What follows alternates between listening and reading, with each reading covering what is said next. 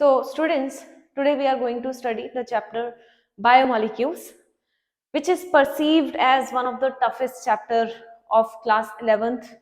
Even that is droppers, the NEET students, they fear this chapter. ठीक है, तो आज हम इस चैप्टर को अच्छे से स्टडी करेंगे and the way you perceive this chapter that many students जो हैं इस चैप्टर को एक्चुअली हाथ भी नहीं लगाते हैं. क्यों? क्योंकि इसको एक काफी टफ चैप्टर माना जाता है कि इसमें पता नहीं क्या क्या कहाँ के स्ट्रक्चर पढ़ाए जाते हैं. तो after this lecture I assure you this thing, ठीक है, कि you will be able to get rid of all these fears और आप इस चैप्टर को एक जॉयफुल मैनर में स्टडी कर पाओगे और समझ पाओगे. ओके, तो सबसे पहले समझेंगे बायोमोलिक्यूल्स होता क्या है. ओके, तो बायो में देखो, कोई भी चैप्टर जब हम स्टार्ट करते हैं ना, चैप्टर की जो हेडिंग होती है, तो वो जो चैप्टर की हेडिंग होती है ना, उसमें सबसे पहले आप जाके क्वेश्चन मार्क लगाया करो. बिल्कुल आप टेक्स्ट रीड करना स्टार्ट कर दोगे, ठीक है, तो आप चैप्टर से कनेक्ट नहीं कर पाओगे खुद को. ऑलवेज स्टार्ट, ठीक है, with the heading of the chapter, put up a question mark that I want to know this word first of all. तो आपकी एक ऐसी कनेक्टिविटी बनेगी चैप्टर के साथ, ठीक है, that you will be able to enjoy this chapter. So biomolecules का मतलब देखो, बायो में किसी भी टर्म को समझना होता है ना, सबसे खतरनाक बायो में क्या होता है? टर्मिनोलॉजी. तो टर्मिनोलॉजी को समझने का तरीका क्या है कि आप उस टर्म को तोड़ दो, उसके फ्रेगमेंट्स कर दो. तो मैंने इस टर्म को दो हिस्सों में तोड़ दिया है, बायो एंड मॉलिक्यूल. अब इतनी बात का मीनिंग तो सभी को पता होगा भाई, 10वीं सभी पास करके आते हैं ना. तो बायो का मतलब देखो क्या होता है, बायो मीन्स लाइफ. बायो का मतलब लाइफ है. और मॉलिक्यूल का मतलब क्या है? Group of atoms.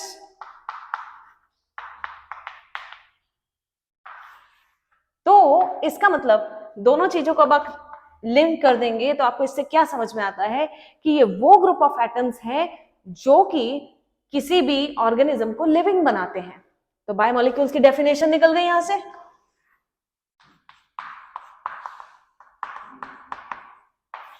तो अब आप 11th क्लास में हैं, आप उस स्टेज पे हैं लाइफ के जब आपको डेफिनेशन रटनी नहीं है 6th 7th 8th क्लास के बच्चों की तरह कि मैम डेफिनेशन लिखवा दो. अब आपको डेफिनेशन बनानी सीखनी है. This is what you call the study of competitive exams, ठीक है, where you start being creative. So दोनों चीजों को अगर आप लिंक करते हैं तो आपको क्या पता चलता है इससे कि the group of atoms which make up the life और the molecules that are responsible for life. बस ये डेफिनेशन बन गई. क्या मैंने रट्टा लगाया डेफिनेशन का? नहीं लगाया, ठीक है. नाउ अब देखो एनसीईआरटी में ना, मैं आपको एनसीईआरटी पढ़ने का भी तरीका साथ साथ में बता रही हूँ, क्योंकि नीट के एग्जाम के लिए क्या है कि 10 लाख एस्पायरेंट्स हैं, पढ़ते सब एक ही किताब है, लेकिन ठीक है, हार्डली आपको बताती हूं there are less than 50,000 students जो बायो में 300 का स्कोर क्रॉस कर पाते हैं 10 लाख में से. उसके पीछे का रीजन क्या है कि आपके उस बुक को पढ़ने का तरीका क्या रहा है, आपको किस तरीके की गाइडेंस मिली है उस बुक को समझने के लिए. ओके, तो एनसीईआरटी में क्या है ना, पेज नंबर 2 बायोमोलिक्यूल्स पे एक टेबल दी हुई है जिसको अक्सर बच्चे इग्नोर करके चलते हैं कि ये कौन पूछेगा. इस लेक्चर के बाद आपको समझ में आएगा कि इसकी इंपॉर्टेंस क्या है. हर एक चीज, एक शब्द जो एनसीईआरटी में लिखा गया, इट इज वेरी इंपॉर्टेंट. क्यों ऐसा है? You will know. ओके, अब मुझे लाइफ को समझना है ना. बायोमोलिक्यूल्स क्या है? The molecules responsible for life. Let us understand what is life. अगर मैं धरती से अर्थ क्रस्ट, अर्थ का एक टुकड़ा लेती हूं और अर्थ क्रस्ट, और आपकी बॉडी का एक टिश्यू ले लेती हूं. मान लो मैंने एक लिवर का हिस्सा ले लिया, लिवर से मैंने एक टिश्यू ले लिया. ओके,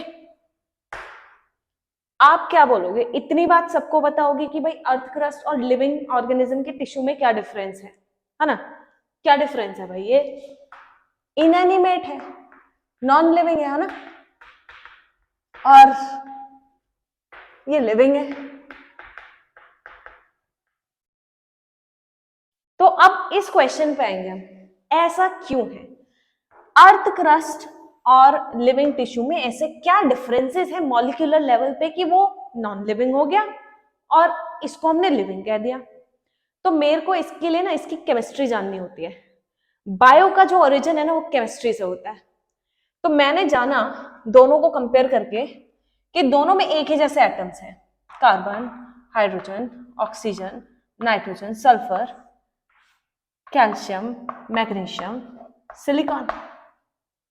अरे भाई, अर्थ क्रस्ट और लिविंग टिश्यू में सेम टाइप के क्या एलिमेंट्स हैं, तो ये नॉन लिविंग और ये लिविंग क्यों है? तो have you ever thought about this? ठीक है भाई, दोनों में ही सेम एलिमेंटल कॉम्पोजिशन है, सेम एलिमेंट्स, तो फिर फर्क ही क्या रह गया दोनों के अंदर? अब देखो, मुझे फर्दर एनालिसिस में क्या पता चलता है कि अर्थ क्रस्ट के अंदर carbon, hydrogen, oxygen, nitrogen, sulphur का परसेंटेज काफी कम है, और लिविंग टिश्यू के अंदर इसका परसेंटेज क्या है? It surpasses that of the earth crust. इसमें काफी अच्छा खासा परसेंटेज है इन 5 एलिमेंट्स का, अर्थ क्रस्ट के अंदर काफी कम है। अब फर्दर एनालिसिस करने पे मुझे पता चलता है कि जो कैल्शियम, मैग्नीशियम और सिलिकॉन है ना, अर्थ क्रस्ट में इसका अमाउंट काफी ज्यादा है, इसका अमाउंट काफी ज्यादा है, और लिविंग ऑर्गेनिज्म के टिश्यू में इसका अमाउंट काफी कम है। क्या पता चल रहा है इससे? इससे क्या पता चल रहा है कि कहीं ना कहीं कार्बन, हाइड्रोजन, ऑक्सीजन, नाइट्रोजन और सल्फर ही बायो मॉलिक्यूल्स बनाने के लिए रिस्पॉन्सिबल है। क्योंकि मॉलिक्यूल क्या है? Group of atom. तो कौन से एटम बनाते होंगे, ठीक है, किनका मेजर कंट्रीब्यूशन रहता होगा बायोमॉलिक्यूल्स बनाने में? यहां से इस टेबल से हमें इस चीज का पता चलता है, तो CHONS। अब देखो क्या है ना, कुछ बच्चे ऐसे भी होंगे कि जो सीधा इस टेबल को रट लेते होंगे कि कोई बात नहीं, एनसीईआरटी में गिवन है, टीचर ने बोला है सब कुछ रट्टा मारना है एनसीईआरटी में, तो इसको रट लेते होंगे, लेकिन उसका सिग्निफिकेंस नहीं समझते, why it is given. So always question everything whatever is given in the book, only then you will be able to, ठीक है, take the interest in the subject. Okay, so ये सभी एटम्स मिलकर के क्या बनाते हैं? बायोमॉलिक्यूल। यहां से हमें इस चीज का पता चलता है। अब मुझे लिविंग टिश्यू के बारे में कुछ चीजें जाननी थी। अब इतनी बात हमें यहां से समझ में आ गई कि भाई carbon, hydrogen, oxygen, nitrogen, sulphur, इनकी जो मात्रा है वो लिविंग टिश्यू में ज्यादा होगी और अर्थ क्रस्ट में कम होगी। अब लिविंग टिश्यू को मुझे थोड़ा सा ना और जानना था, इसको मुझे थोड़ा और जानना है, इसके अंदर क्या क्या है, कौन से बायोमॉलिक्यूल्स है, मुझे इसकी डिटेल जाननी है। तो डिटेल जानने के लिए ना मुझे इसको सॉल्युबल फॉर्म में लाना पड़ेगा। अब वो मैं कैसे करूंगी? इसको डिस्ट्रॉय कर दूंगी, मैं क्रश कर दूंगी। इसको क्रश करके ना, तो सपोज कर लो ये एक लिवर का टिश्यू था, इसको मैंने ऐसे क्रश कर दिया। अब यहां पे क्या करती हूं मैं, एक एसिड डाल देती हूँ। इसको सॉल्युबल फॉर्म में लाने के लिए ना मैं यहाँ पे एक एसिड डाल देती हूँ। उस एसिड का नाम है ट्राइक्लोरो एसिटिक एसिड। अब इसको यहाँ पे मैं एक घोल बना लेती हूँ इसका, लाइक दिस। इसका मैं एक घोल बना लेती हूँ, इसको कहते हैं स्लरी। ओके, इसको मैं पास करती हूँ एक फिल्टर पेपर से, इसको मैं पास करती हूँ एक फिल्टर पेपर से। तो आपको भी पता है कि फिल्टर पेपर से जब आप चीज को पास करते हो तो फिल्टर पेपर पे कौन सी चीजें रह जाती हैं? जो चीजें डिसॉल्व नहीं होती हैं। बीकर में कौन सी चीजें आ जाती हैं? जो डिसॉल्व हो जाती हैं। तो बेसिकली हमारी जो जितने भी मॉलिक्यूल्स इस एसिड के अंदर डिसॉल्व हो गए होंगे वो इस बीकर में आ गए होंगे। तो ये क्या बन जाएगा हमारा? Acid soluble pool. और जो भी चीज नहीं डिसॉल्व हुई वो फिल्टर पेपर पे रह गई। तो ये क्या हुआ, एसिड इनसॉल्युबल पूल।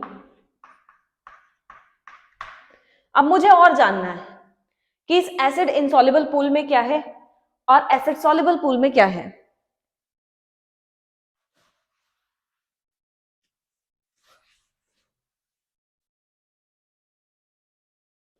अब देखो यहां पे आती है कॉमन सेंस।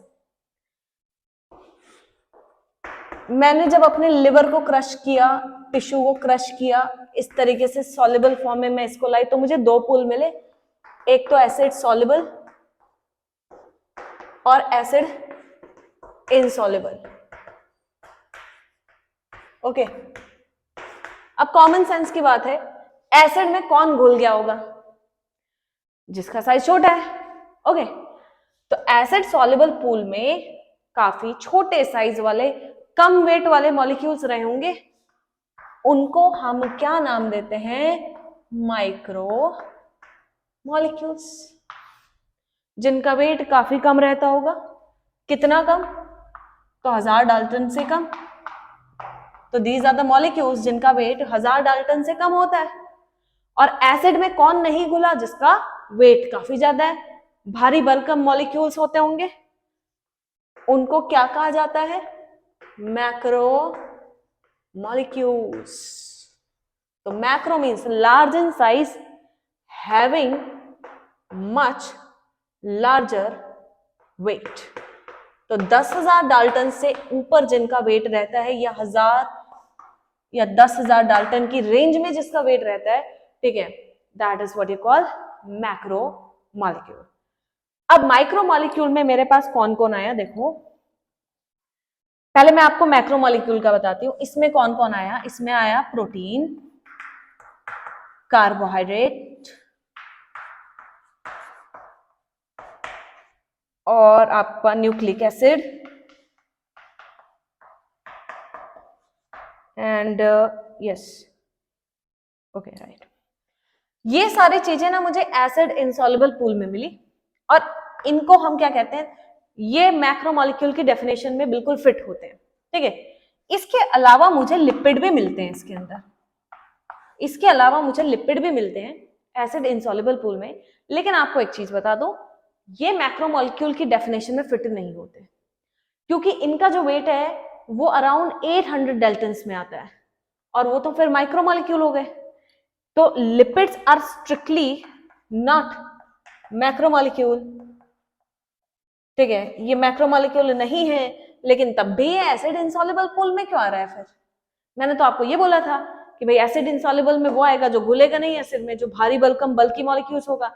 लिपिड तो माइक्रोमोलिक्यूल है, फिर भी एसिड इनसॉल्युबल पूल में।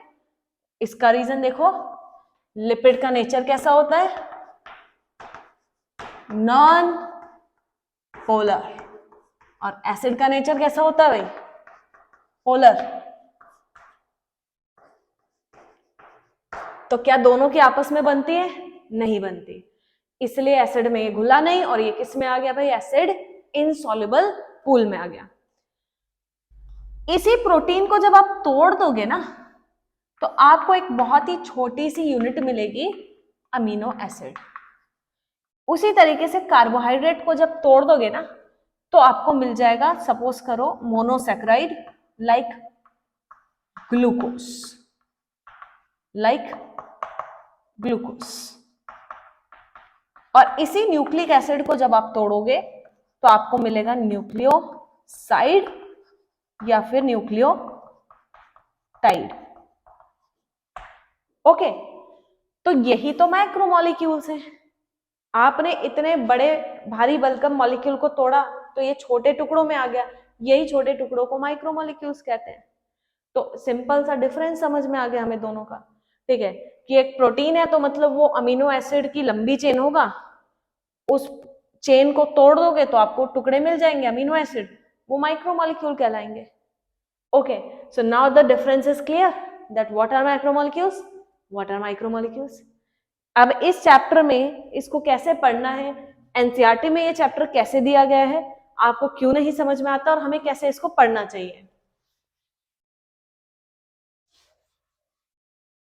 अब एनसीईआरटी में देखो क्या किया हुआ है, सभी माइक्रोमॉलिक्यूल को पहले एक्सप्लेन कर दिया और मैक्रोमॉलिक्यूल्स को बाद में एक्सप्लेन किया हुआ है, इसलिए आप इस चैप्टर को ना जोड़ नहीं पाते हो। तो एक गाइड ही आपको बताता है इस चीज को कि इस चैप्टर को कैसे पढ़ना चाहिए। तो I divide this chapter into 4 parts. तो 4 हिस्सों में डिवाइड करके ये चैप्टर पढ़ाया जाता है। सबसे पहला आज जो हम पढ़ेंगे that is nucleic acid, then lipids, then carbohydrates and proteins. बस ये सिंपल 4 हिस्सों में डिवाइड करके चैप्टर को पढ़ोगे। चैप्टर बहुत आसान है। तो आज हम पढ़ने वाले हैं न्यूक्लिक एसिड्स, और न्यूक्लिक एसिड्स में हम पढ़ेंगे अबाउट आरएनए एंड डीएनए। दोनों के ही स्ट्रक्चर को, हम डिफरेंस को, सारी चीजों को स्टडी करेंगे। तो न्यूक्लिक एसिड का टॉपिक आज हम पढ़ेंगे। तो there are 2 types of nucleic acid that we will be studying about RNA and DNA. पहले हम जानेंगे किसको, डीएनए। तो पहले ना मैं आपको डीएनए थोड़ा लेमन लैंग्वेज में समझाऊंगी, तब हम इसकी टेक्निकलिटीज पे चलेंगे, ठीक है। तो कहाँ होता है भाई डीएनए? न्यूक्लियस में, है ना। तो ये है हमारा प्यारा डीएनए। इसको मैं जरा न्यूक्लियस के बाहर निकाल रही हूं।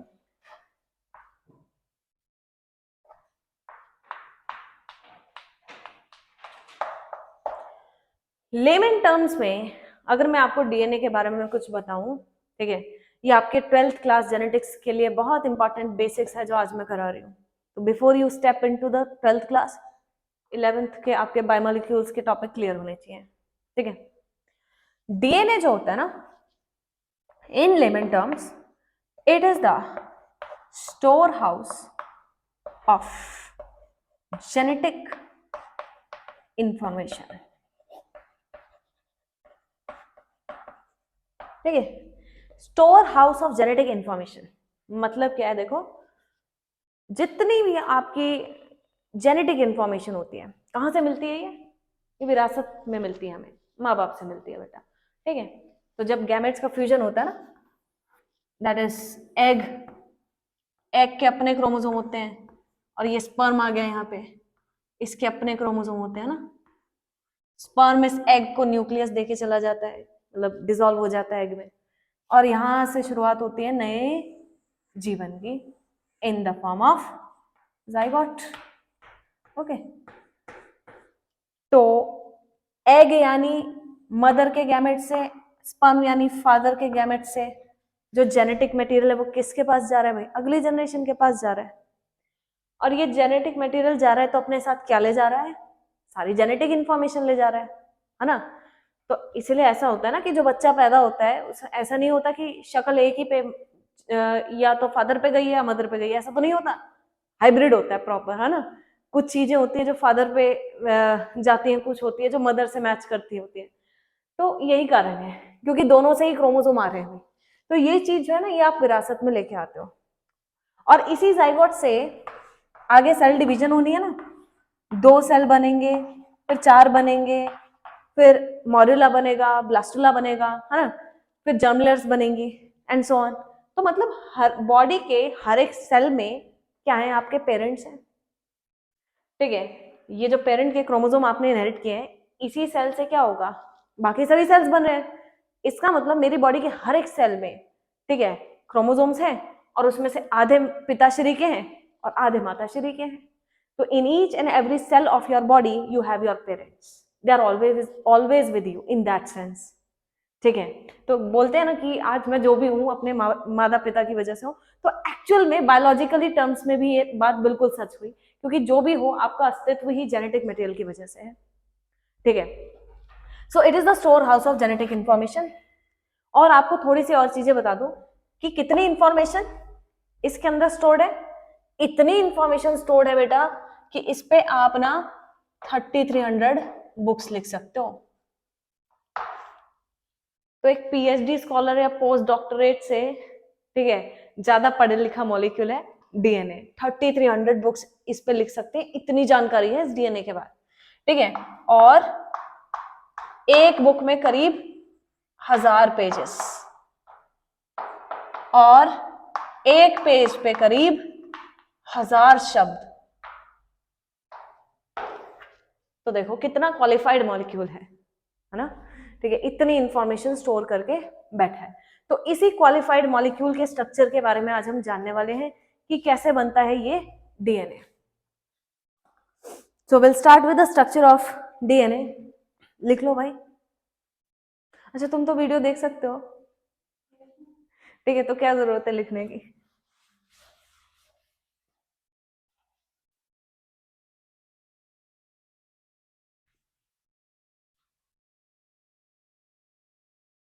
तो पहले तो फुल फॉर्म,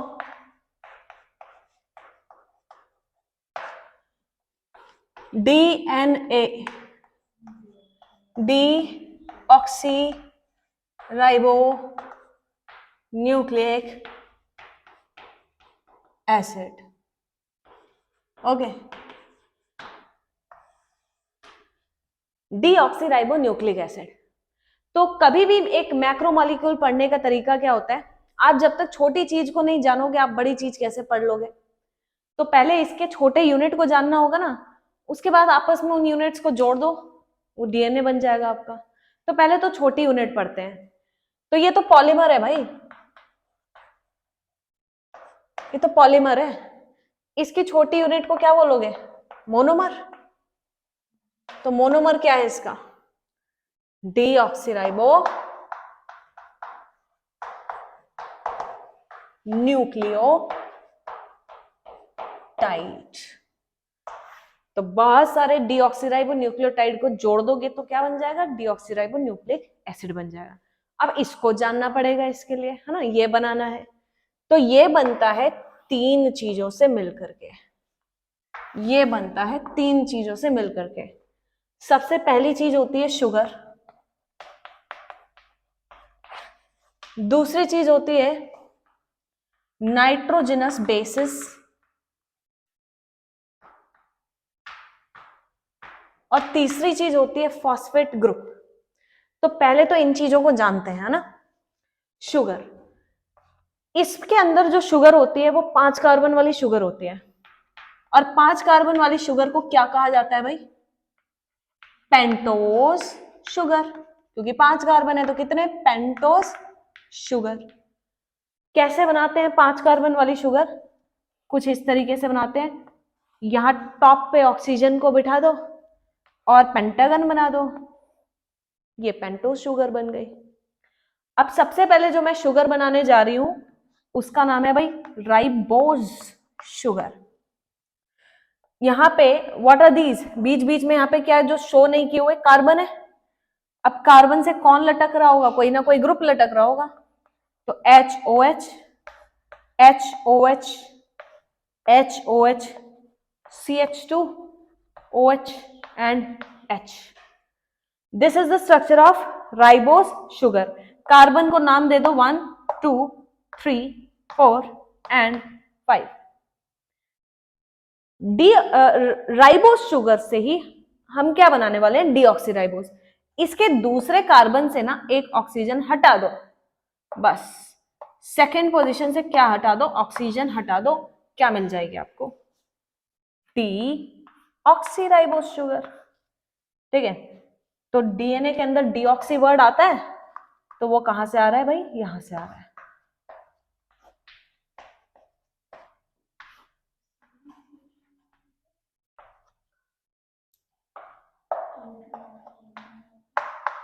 क्या बन गया भाई, ये डीऑक्सीराइबोज का शुगर स्ट्रक्चर बन गया ना, डीऑक्सीराइबोज शुगर। तो कुछ नहीं करना, सेकेंड पोजीशन से ऑक्सीजन को हटा देना है। अब देखो, साथ ही साथ मैं आपको डीएनए और आरएनए के बीच के डिफरेंस भी बताती रहूंगी। देखो, आरएनए का नाम क्या है, राइबोन्यूक्लिक एसिड। क्यों राइबो, क्योंकि उसमें राइबोज शुगर है। डीएनए का नाम क्या है, डीऑक्सीराइबोज शुगर। क्यों, क्योंकि उसमें डीऑक्सीराइबोज शुगर है। पहला डिफरेंस क्लियर है। ठीक है, तो साथ ही साथ में आरएनए डीएनए के बीच के डिफरेंसेस भी आप नोट करते जाएंगे। इसके अंदर डीऑक्सीराइबोज शुगर है, इसके अंदर राइबोज शुगर है। पहला डिफरेंस क्लियर है बिल्कुल, डीएनए और आरएनए के बीच में। अब जानते हैं इनको, ये नाइट्रोजनस बेसिस क्या है, ठीक है।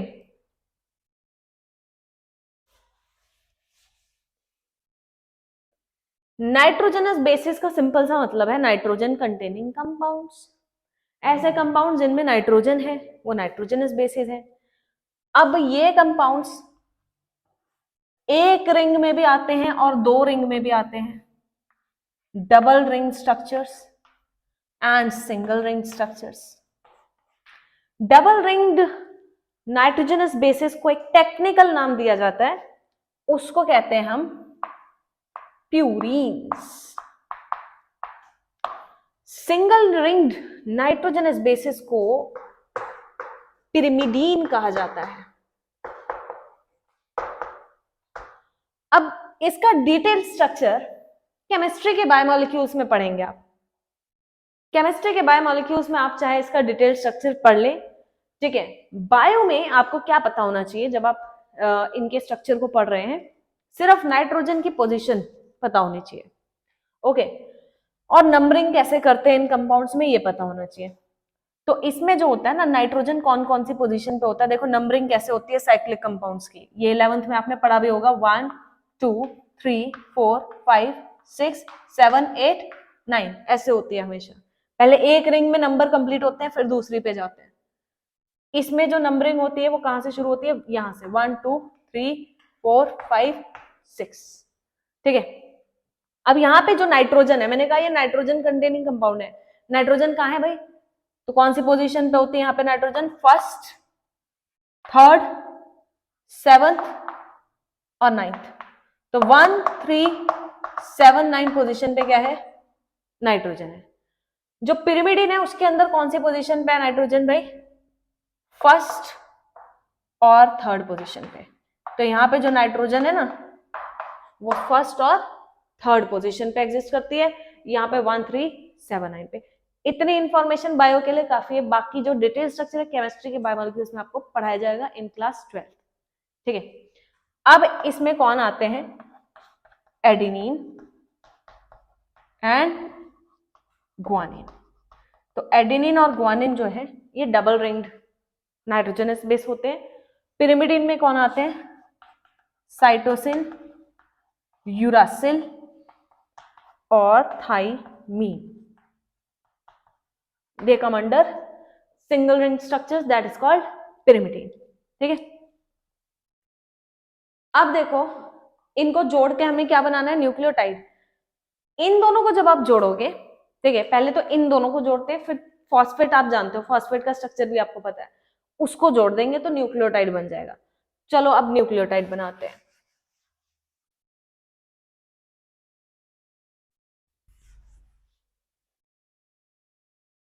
तो सबसे पहले रूल समझो न्यूक्लियोटाइड बनाने के लिए, सेंटर में आपने जो शुगर बनानी सीख ली है वो बनाते हैं। हमेशा सेंटर में क्या बनाते हैं, शुगर। कार्बन की नंबरिंग कर देते हैं। डीएनए बना रहे हो तो कौन सी शुगर बनाओगे, डीऑक्सीराइबोस, 1 2 3 4 और ये पांचवा कार्बन CH2OH, ठीक है। पहली पोजीशन से क्या जोड़ते हैं हमेशा, नाइट्रोजनस बेस। फर्स्ट कार्बन से हमेशा जोड़ता है नाइट्रोजनस बेस। अब सपोज मैं यहां जोड़ देती हूं एडेनिन को, ठीक है। अब शुगर प्लस नाइट्रोजनस बेस बन गया, ये अभी न्यूक्लियोटाइड नहीं बना है, वो तो अभी बनेगा। तो इस स्ट्रक्चर का भी एक नाम होता है, इसको कहा जाता है, इसको याद करने का तरीका देखो, शुगर के साइड में नाइट्रोजनस बेस, तो इसको कहते हैं न्यूक्लियोसाइड। ये याद रहेगा ऐसे, शुगर के साइड में कौन पड़ा है, नाइट्रोजनस बेस, इसलिए इसको क्या बोल दिया हमने, न्यूक्लियोसाइड बोल दिया। अब इसका भी एक नाम होता है, इसका नामकरण सीखते हैं, नॉमेनक्लेचर।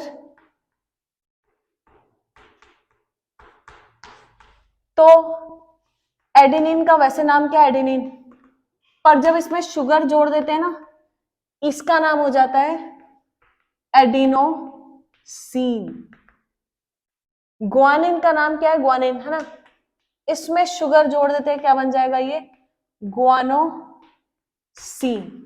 तो जो प्यूरिन है उसमें जब शुगर जुड़ जाती है तो एक सफिक्स लग जाता है इनोसिन, और पिरिमिडिन में जब सफिक्स लगता है तो वो लगता है इडीन, यानी यूरासिल प्लस शुगर क्या बन गया, uracil plus sugar uridine, cytosine plus sugar cytidine, और एक और बच गया अपना थाइमिन, थाइमिन प्लस शुगर क्या बन गया, थाइमिडीन। ठीक है, तो जब आप कौन सा ये ऊपर मैंने कौन सा बता दिया, हाँ प्यूरिन में जब आप शुगर ऐड करोगे तो सफिक्स लगेगा इनोसिन, और पिरिमिडिन में जब आप शुगर ऐड करोगे तो क्या लगेगा, इडीन। तो यूरासिल से क्या बन गया, यूरिडीन, साइटोसिन से क्या बन गया, साइटिडीन, और थाइमिन से क्या बन गया, थाइमिडीन। ठीक है, तो ये स्ट्रक्चर क्या बना, व्हाट इज दिस, एडिनोसिन। ठीक है, तो ये बन गया एडिनोसिन, क्या बोलते हैं इसको, न्यूक्लियोसाइड। ठीक है, हाँ भाई आए यहां तक। ठीक है, अब देखो ये तो न्यूक्लियोसाइड बना, अपने को क्या बनाना था, न्यूक्लियोटाइड। पांचवा जो कार्बन है ना, यहां से आपने देखो क्या जोड़ना है, फॉस्फेट ग्रुप। फॉस्फेट ग्रुप कैसे बनता है, फॉस्फेट का मतलब क्या है, फॉस्फोरिक एसिड पता है, H3PO4, what is this phosphoric acid. ठीक है, 3 इसमें OH होते हैं और एक O होता है, यहां पे इट इज ट्राइबेसिक, यानी 3 हाइड्रोजन हटाते हो तो क्या बनता है आपके पास, PO4 3 नेगेटिव, है ना, यही होता है फॉस्फेट ग्रुप। क्या ये एसिडिक है, बेसिक है, एसिडिक, क्यों, और दूसरा रीजन नॉन मेटल का ऑक्साइड है, एसिडिक होते हैं। ठीक है, तो ये ग्रुप एसिडिक है। यहां पे अल्कोहल वाला ग्रुप दिख रहा है, OH, alcohol plus acid is esterification, ester. Okay, तो यहां पे देखो OH OH OH, है ना, एस्टरिफिकेशन के रिएक्शन में 12th की केमिस्ट्री में भी ये बात काम आएगी, हमेशा H किससे लेना है, OH किससे लेना है। हमें लगता है एसिड है तो H निकाल दो एसिड से, नहीं, OH निकलता है एसिड से, H निकलता है अल्कोहल वाले ग्रुप से। तो ये होता है आपके एस्टरिफिकेशन के रिएक्शन में, जो वाटर का रिमूवल होता है ना, उसमें अल्कोहल से H हटाते हैं और OH निकालते हैं एसिड से। अब देखो यहाँ पे जो बॉन्ड बन गया, इस बॉन्ड का नाम क्या हो गया, फॉस्फो। कौन सा रिएक्शन हुआ, एस्टरिफिकेशन, तो फॉस्फो एस्टर बॉन्ड। ठीक है, इस बॉन्ड का भी कोई ना कोई नाम तो होगा, इसको याद करने का तरीका देखो, ये कौन है, नाइट्रोजनस बेस, और ये शुगर है, तो इसका नाइट्रोजनस बेस का ना N चुरा लो यहां से, N लिख दो यहाँ पे, और शुगर से जो बॉन्ड बनते हैं वो कौन से होते हैं, ग्लाइकोसिडिक। ये क्या बन गई, N ग्लाइकोसिडिक लिंकेज, और ये क्या बन गया, फॉस्फोएस्टर लिंकेज। ये बन गया किसका स्ट्रक्चर, न्यूक्लियोटाइड का। ऐसे बहुत सारे न्यूक्लियोटाइड जोड़ दोगे तो DNA आ जाएगा आपके पास, बस सिंपल स्ट्रक्चर। क्योंकि क्योंकि तुम लास्ट क्लास में नहीं आई थी इसलिए। ठीक है। क्योंकि यही लगता है, ये पांचवा कार्बन रिंग में नहीं होता, रिंग के बाहर होता है, ऐसे हवा में लटका होता है, नहीं, कॉन्फ़िगरेशन चेंज हो जाएगी भाई। स्टोइशो केमिस्ट्री एक ब्रांच होती है केमिस्ट्री की, वहां आपको बताएंगे कि एटम्स का जो होता है ना, एक कंपाउंड के अंदर अरेंजमेंट होता है, रिंग वाले कंपाउंड्स में भी एक ऊपर एक नीचे ऐसे क्यों बनाते हैं, स्टोइशो में उसकी वो होती है, स्पेशल कॉन्फ़िगरेशन होती है भाई, स्ट्रक्चर ऐसे नहीं बदल सकते आप। ठीक है, तो ये है भाई न्यूक्लियोटाइड का स्ट्रक्चर। अब DNA बनाए। ठीक है,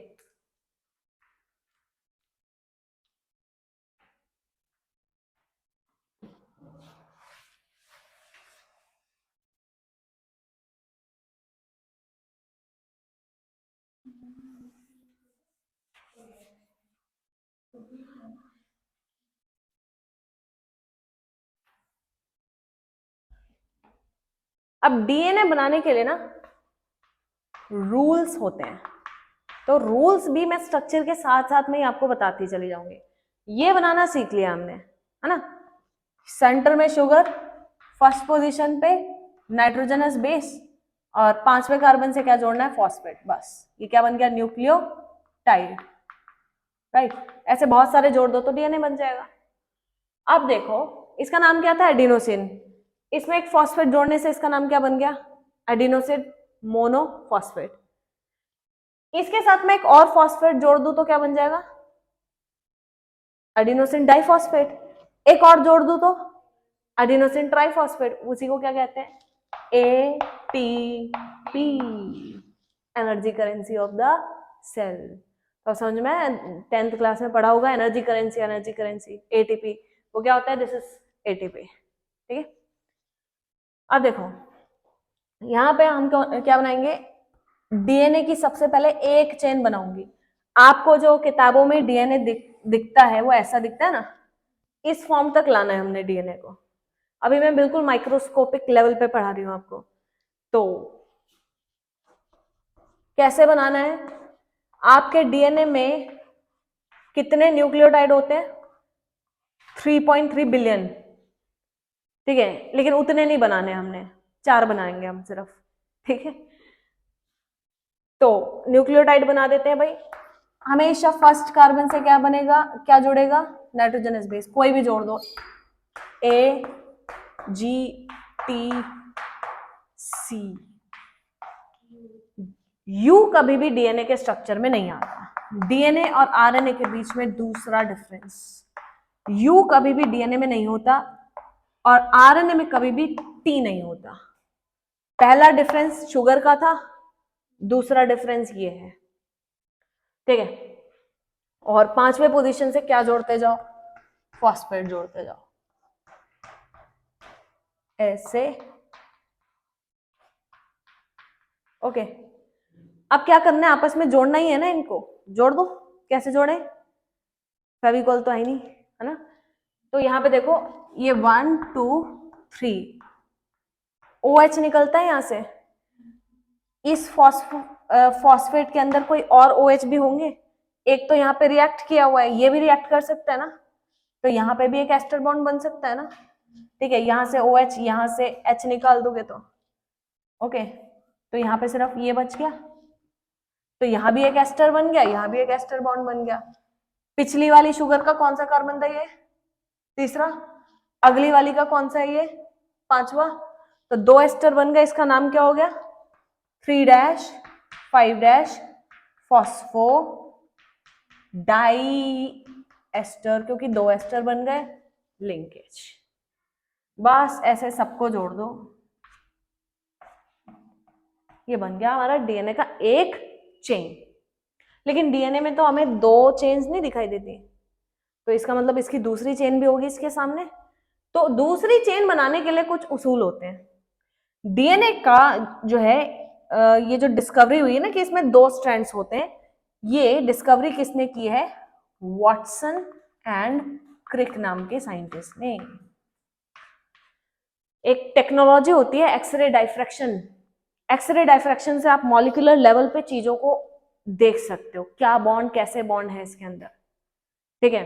तो एक्सरे डाइफ्रैक्शन की जो टेक्निक है वो रोडालिन फ्रैंकलिन एंड मॉरिस विल्किंस ने डेवलप की थी। उसके बेसिस पे उन्होंने क्या दिया, डाटा दिया, और उस डाटा के बेसिस पे वॉटसन एंड क्रिक ने अपना मॉडल दिया डीएनए का। पहला रूल इसका कहता है कि डीएनए की एक चेन में अगर एक चेन 5' to 3' जाती है तो इसकी अपोजिट जो आएगी वो 3' to 5' जाएगी। अब देखो ये डैश क्या है, इस डीएनए के स्ट्रैंड का नाम कैसे रखें। तो फर्स्ट वाली शुगर को ऑब्जर्व करो, ये तो अपना अंदर बॉन्ड बना लेगा, कौन बाहर निकल रहा है यहाँ, फॉस्फेट। कौन से कार्बन से जुड़ा है, कौन से कार्बन से जुड़ा है, first second third fourth fifth. ये फर्स्ट है, ये सेकंड है, ये थर्ड है, ये फोर्थ है, फिफ्थ, ठीक है। तो इसको कहते हैं बेटा 5' एंड ऑफ चेन। यहां पे जो OH है आखिरी वाले शुगर का, कौन से कार्बन से जुड़ा है, थर्ड, इसको कहते हैं 3' एंड ऑफ चेन। तो इसकी पोलैरिटी क्या हो गई, 5' to 3'। तो दूसरी चेन अगर मुझे बनानी है तो मैं कैसे बनाऊं, सोचो। तो 3 ऊपर आना चाहिए, 5 नीचे आना चाहिए। तो कैसे बनाऊं, उल्टा बनाऊं, ऐसे बनाऊं, ठीक है, ऐसे बना देते हैं।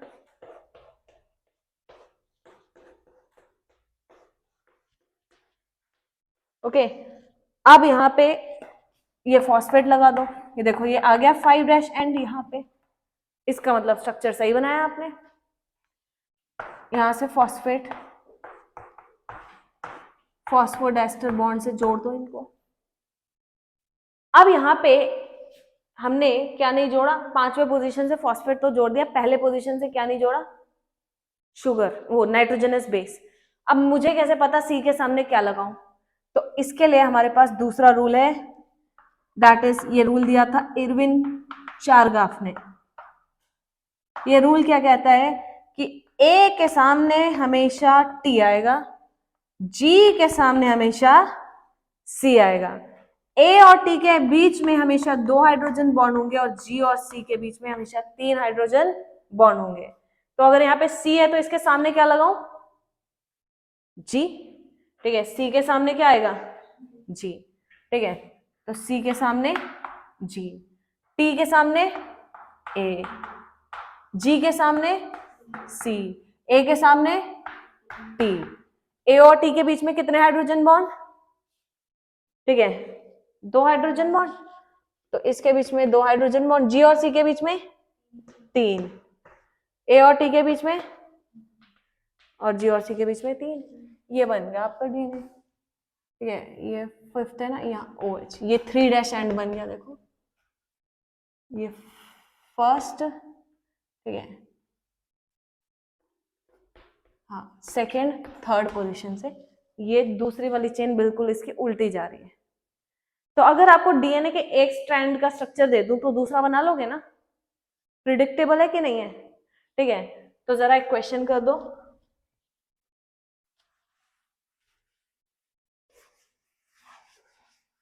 तो डीएनए के एक स्ट्रैंड का मैं आपको सीक्वेंस दे रही हूं, दूसरे वाले का बता दो।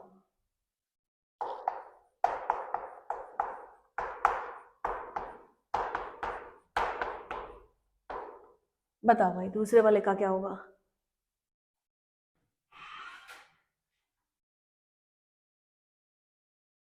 हाँ, दूसरे वाले का क्या होगा, ये 5' to 3' जा रही है तो दूसरी चेन 3' to 5'। चलो इतनी बात क्लियर है। अब बेस कौन से लगाऊं, टी, यस, जी, यस, यस, यस, बस। तो डीएनए के एक स्ट्रैंड के सीक्वेंस से आप क्या लिख सकते हो, डीएनए के दूसरे वाले स्ट्रैंड का सीक्वेंस लिख सकते हो। ओके, तो एक इस पे इस टाइप के क्वेश्चन आएंगे, दूसरा इस टाइप का क्वेश्चन ये नीट में लास्ट ईयर भी आया था। आपको डीएनए के स्ट्रक्चर में ए की परसेंटेज दी है 20%, आपको बतानी है जी की परसेंटेज। ओके, ऑप्शंस दे रही हूं मैं आपको, 20%, 30%, 10% या 60%। हाँ, ए की परसेंटेज पता है, जी की क्या होगी,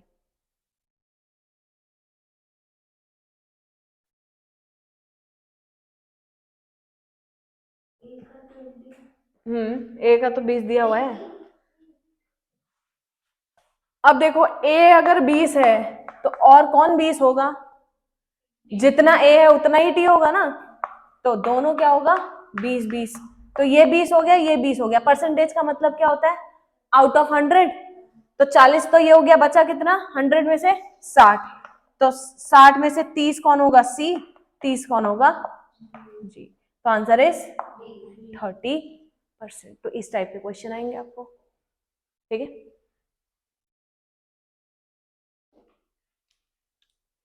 So these are the two strands of DNA। ये डीएनए का बिल्कुल माइक्रोस्कोपिक स्ट्रक्चर है। अब यही दो चेन्स, ठीक है, इस तरीके से आपको ये नजर आती हैं। तो इसलिए आप डीएनए आपको कुछ इस तरीके का नजर आता है, हमेशा 2 स्ट्रैंड्स इसमें आपको बने हुए नजर आते हैं।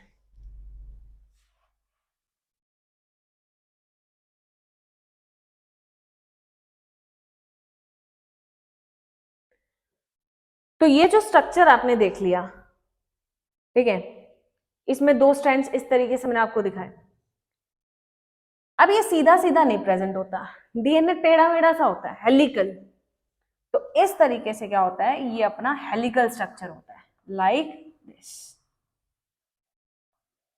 इस तरीके से। तो ये 2 स्ट्रैंड है इसके, ठीक है, और बीच में क्या है भाई, ये एक बेस है, तो ये पेयर हो गया, इसको कहते हैं बेस पेयर। ओके, तो ये होता है बेस पेयर।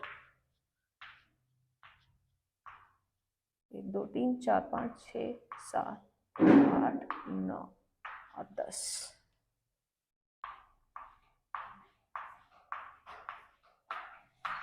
अब देखो डीएनए के स्ट्रक्चर के अंदर क्या होता है, ये जो टर्न लेता है ना, ये 36 डिग्री के एंगल पे टर्न लेता है। ये जो डायमीटर होता है इसका 2 चेन्स के बीच में 20 एंगस्ट्रॉम होता है ये, और एक टर्न की जो लेंथ होती है ना, वो होती है 34 एंगस्ट्रॉम। इसको कहा जाता है pitch of the DNA. This is the length of 1 turn of DNA, that is 34 angstrom. ठीक है, एंगल जिस पे टर्न ले रहा है 36 डिग्री और डायमीटर क्या है 20 एंगस्ट्रॉम। ठीक है, अब ऐसे कितने बेस पेयर होते हैं आपके डीएनए में, ह्यूमन के डीएनए की बात कर रही हूं मैं, ऐसे कितने बेस पेयर होते हैं हमारे डीएनए में। सो ह्यूमन डीएनए की अगर बात करें, उसमें ऐसे 6.6 इंटू 10 टू द पावर 9 यानी बिलियंस बेस पेयर मौजूद होते हैं। ठीक है, ओके, अब ये लास्ट टॉपिक है आज का, how to find the length of human DNA. How to find the length of DNA, बस कंप्लीट। तो लेंथ ऑफ ह्यूमन डीएनए देखो क्या होती है, कैसे निकालोगे। अगर 2 बेस पेयर के बीच का फर्क डिस्टेंस पता चल जाए, उसको total number of base pair से मल्टीप्लाई कर दोगे, पूरे डीएनए की लेंथ आ जाएगी क्या। अब मुझे बताओ 2 बेस पेयर के बीच का डिफरेंस वो डिस्टेंस क्या होगा। एक टर्न में ना हमेशा 10 बेस पेयर होते हैं, there are 10 base pairs in 1 turn of DNA. ये आपकी हिंट है। अब मुझे लेंथ निकाल के बता दो डीएनए की।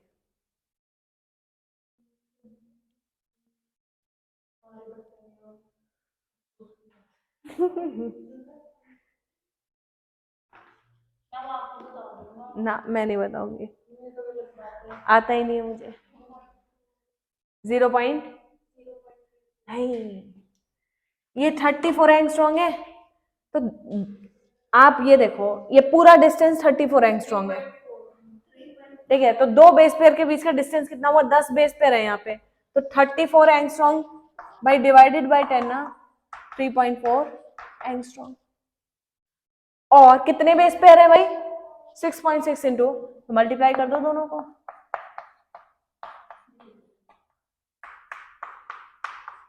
क्या इसको 10 टू द पावर -9 करके आसान हो जाएगी कैलकुलेशन, ऊपर नीचे 10 से मल्टीप्लाई कर सकते हैं। ठीक है, तो ये क्या बन जाएगा 0.34, 10 to the power 9, 10 to the power 9 cancel, into 6.6। ये जब आप सॉल्व करोगे ना 0.34 इंटू 6.6, ये आएगा 2.2 metres. This is the length of human DNA, 2.2 metres. This is the length of,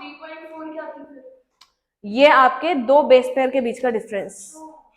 ठीक है, तो 2 के बीच का पता है, तो टोटल से मल्टीप्लाई कर दो, पूरे डीएनए की लेंथ आ जाएगी। तो आप खुद सोचो 2.2 मीटर, इतना बड़ा पॉलीमर लगा लो, इतना बड़ा पॉलीमर होगा आपके छोटे से न्यूक्लियस के अंदर। ठीक है, वो नैनोमीटर के साइज में होता है और ये मीटर्स में है। अब ये राज कब खुलेगा 12th की जेनेटिक्स में।